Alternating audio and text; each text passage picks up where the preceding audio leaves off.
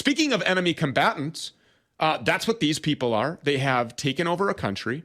These people being anybody to the left of hunting the homeless for sport. They have effected a Marxist coup d'etat.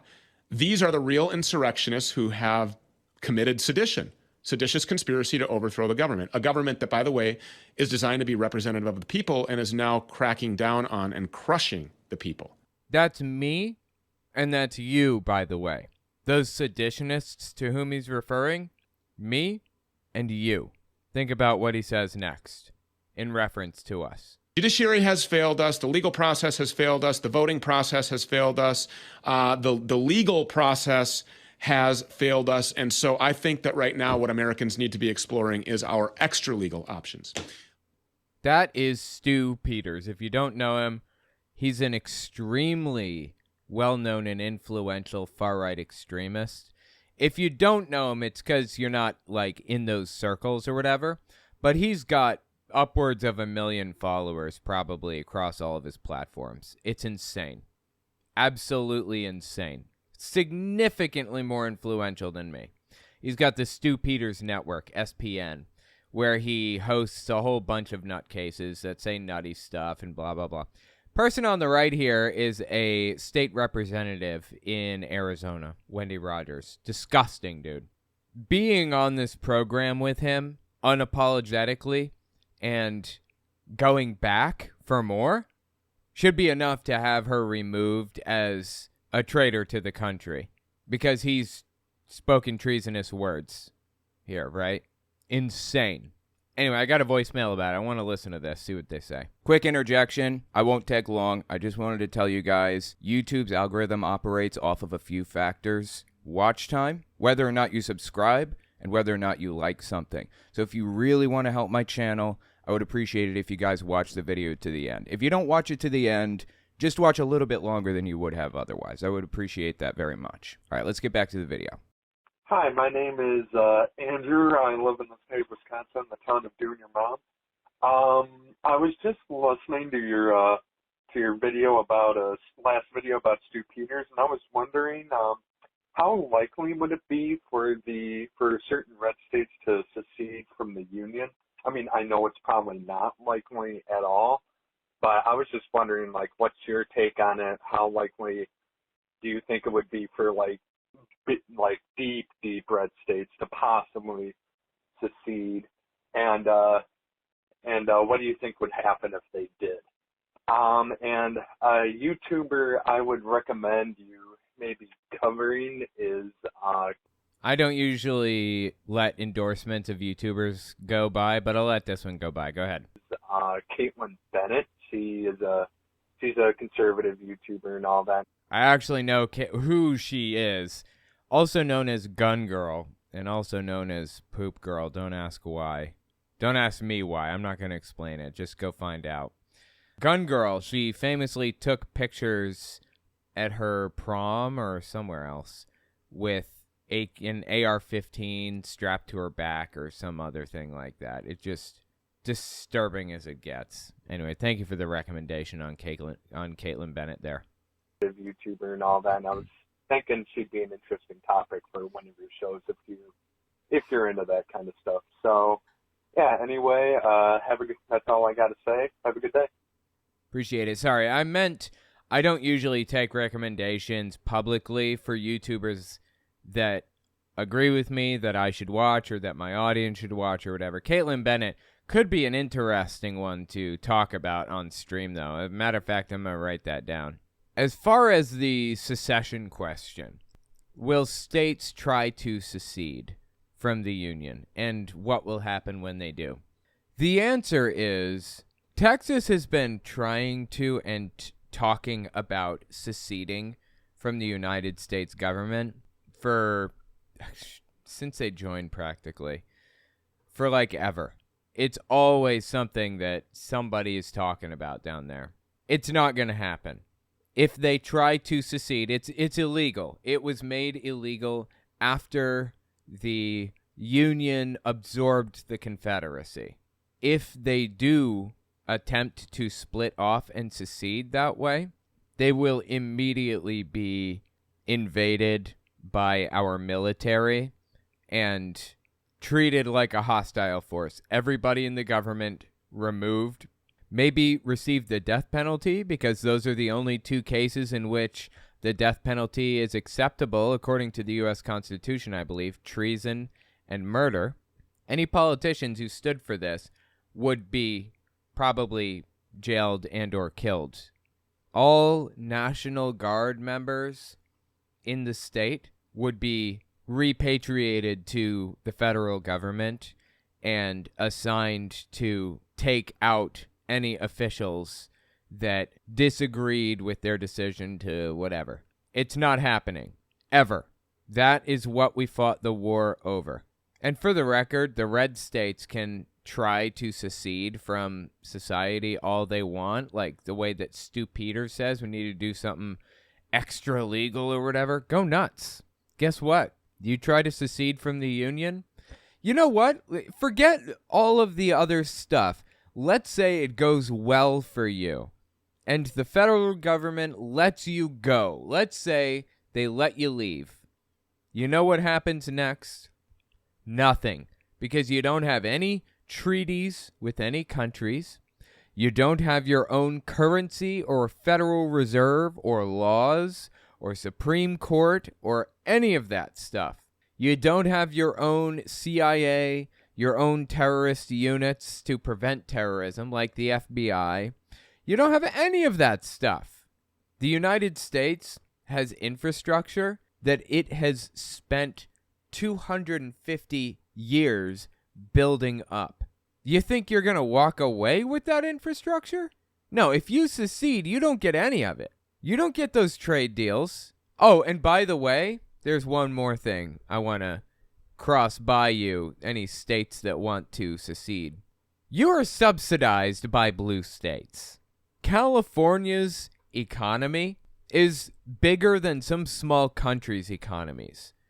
They bring in more money for the United States government than I think any other state California does. Manhattan alone, just Manhattan, the island of Manhattan, has more people on it at any given moment than the entire state of Oklahoma.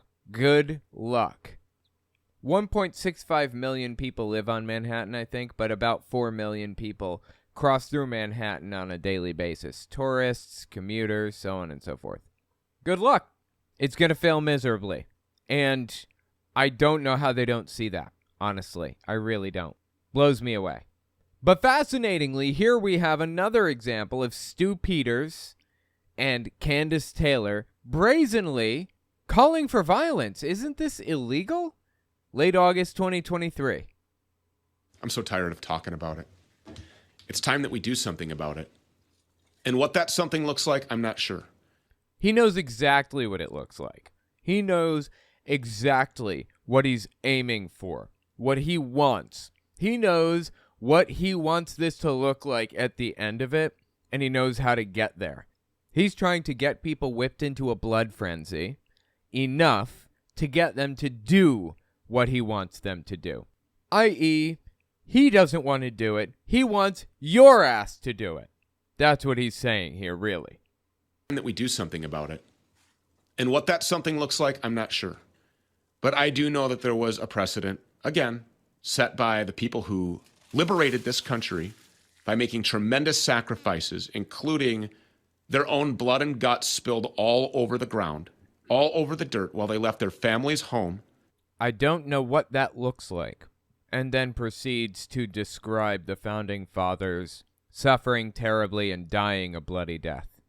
Knowing what would happen should the enemy have come across a village or a town or a settlement where their families were, where their children were with their wives, trying to survive, trying to defeat a monarchy that had them outgunned and outnumbered and was outmaneuvering them tactically.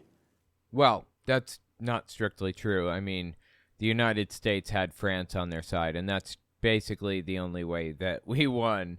They were outmaneuvering us in the Revolutionary War for a short time in certain ways, but, you know, we won that war, so there's only so much you can claim they were outmaneuvering us or whatever. Oh, and by the way, the reason they were outmaneuvering us for a while there was because we had a traitor in our midst, Benedict Arnold, among others.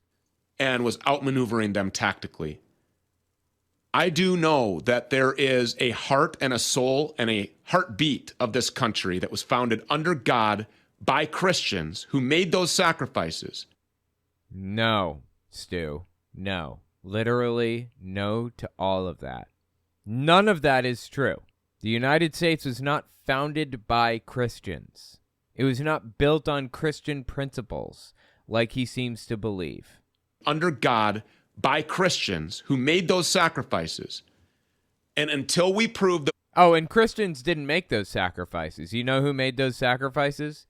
Military fighters. The French. That's who made those sacrifices. You think Christians were the ones doing all the fighting? No. I mean, some probably. But no, not really. And until we prove that we are ready to make sacrifices of equal proportion, we should not consider ourselves to be entitled to inherit the country that they liberated. You catch that?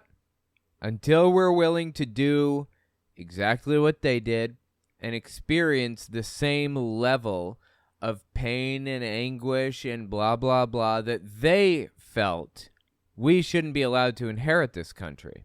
He's saying, we don't deserve this country. We deserve to create a new one. So we need to break off and do it. He's trying to motivate his gullible suckers to do something psychotic. He may well succeed at that, too, actually. He's extremely influential, as I said. Anyway, absolutely psychotic, dude. And I actually got a voicemail that leads out of that perfectly. Check this voicemail out here. Hi, Owen. My name is Liv, and I want to ask if in Christianity and Judaism, is there like a thing where if you become an atheist or any other religion, they'll kill you? Like that kind of apostasy? So let me rephrase. In Judaism or Christianity, is there a rule where if you become an apostate, they'll kill you? Okay. I'll keep listening and see what you have to say. That kind of apostasy? Because my dad was saying how, like, oh, Muslims do that or whatever, and sometimes... Muslims do that, yeah. And I was just curious if that was true or if they do that in Christianity or Judaism, because he said no. Thanks. I appreciate it. Well, here's the deal with the whole Muslim thing. Muslims in the UK, in Europe, and, other countries, France and blah, blah, blah, even Middle Eastern countries, some of them, are kind of like Mexicans are in America. They're shunned, they're hated, they're made fun of, they're called illegal aliens, so on and so forth, right? You see a Mexican, you automatically assume, as Donald Trump said, they're bringing drugs, they're bringing crime, they're rapists, so on and so forth, right? Most people don't think that. Most people just live their lives and assume that they're living their lives too, just like everybody else. But there is a small but loud contingent of people in America obsessed with Mexicans and the goings-on with them. And there's a loud and small contingent of people obsessed with Muslims in Europe who will do absolutely anything to demonize them. Now, Islam is a deeply damaging religion, about as harmful as it gets. Not good by any stretch of the imagination. They do have honor killings. They do have murders. They do have all kinds of other crazy things that are not good. They do put out fatwas on people who preach about or who talk about apostasy or whatever other thing. That happens. And the reason that happens is because Christianity and Judaism largely went through a reformation where they started to realize that anti-intellectualism and zealotry like that works against society rather than furthers it. Islam doesn't seem to have had that reformation yet, or that realization that if we use technology to our benefit, if we work with other people, if we build this and that, if we build things on empiricism and science and all that other stuff, we will get further in life. Now, you can still believe in Islam and all of that stuff, but you don't have to go down this deep rabbit hole of cutting people's hands off if they steal a piece of fruit or a grape from a grocery store, or throwing acid in the face of people who don't want to wear a full burqa, just a hijab, or refusing to allow little girls to go to school, or any of that other stuff. It never received the same reformation that Christianity did. So, yes, there are problems in Islam. But I want to make it clear that I'm not going to demonize Muslims the same way that Republicans demonize Mexicans. They're still people. Individually, we have no right to assume that they're dangerous or evil or any of that stuff, simply because of the religion that they hold, the religious beliefs that they hold. Anyways, yeah, Islam right now is more dangerous than Christianity and Judaism at this immediate moment. That could flip very quickly and easily in a split second. It just kind of depends on like how the world moves forward and which countries and which religions gain reformation, lose reformation, so on and so forth. To be clear, I am not defending Islam. I would never defend Islam. I'm trying to point out that Islam is deeply harmful, but Islamic people are not. I live around a ton of Muslims. My kid goes to school with a Muslim.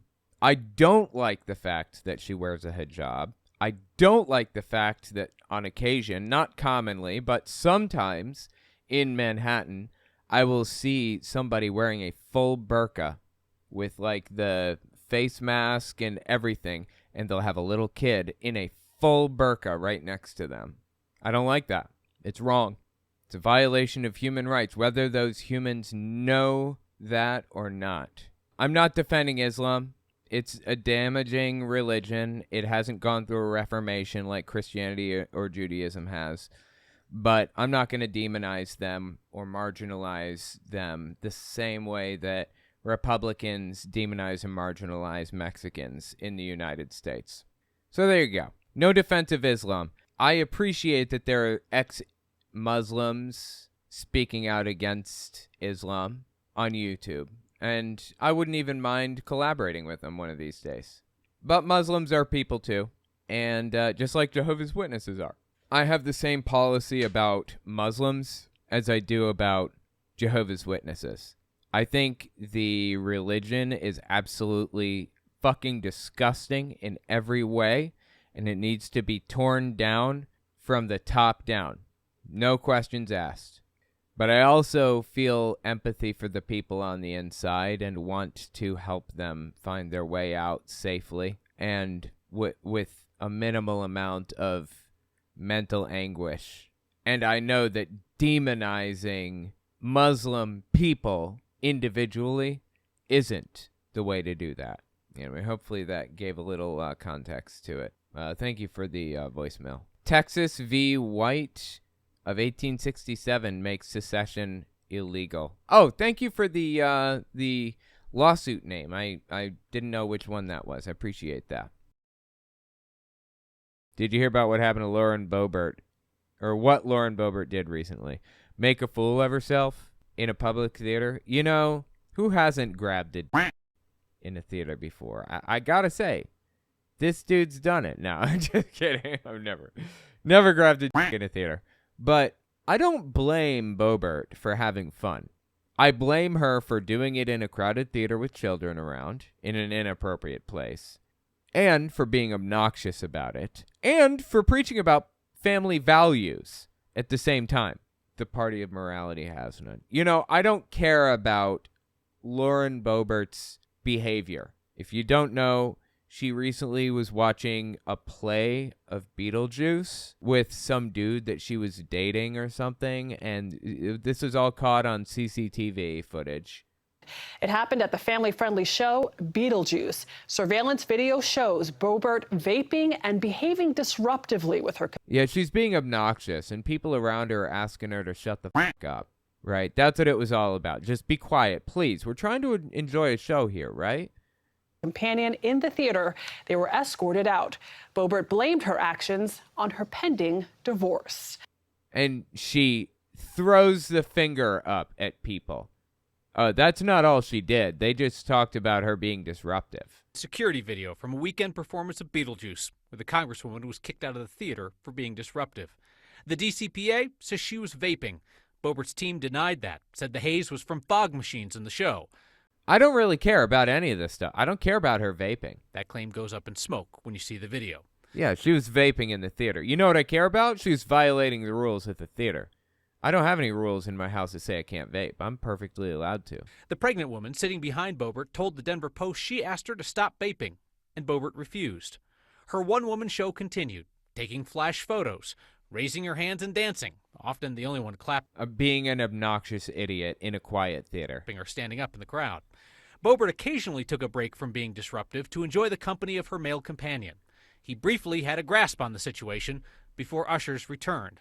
So he grabbed her. And told Boebert she had to leave.